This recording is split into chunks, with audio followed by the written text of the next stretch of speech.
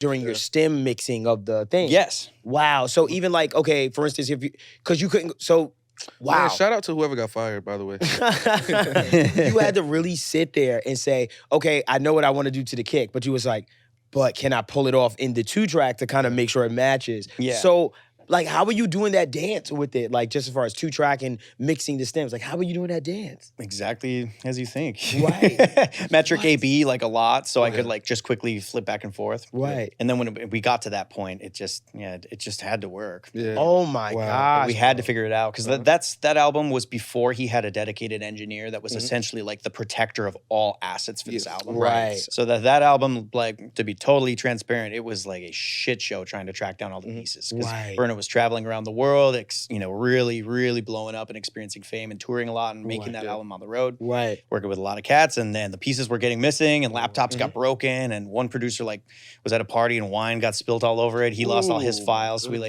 So this was one example of like how we had to really pull everything together and put out an album. And we had like 3 days to mix it. So it was, oh my God. Oh, so I had 2 of my assistants over helping. We had a little factory going on in my garage studio. We just mixed it like Steve Jobs style, just in a garage. Yeah. It was Wow. it was That's like fire, it was fun. The energy was great. We had a good time, and we were drinking whiskey and stuff, celebrating when we finished. And we were streaming it to Burna. He was out in Vegas, and and just letting him listen to it at the same time. yeah, in it the was. meantime. And he It was a approved. song. Wow.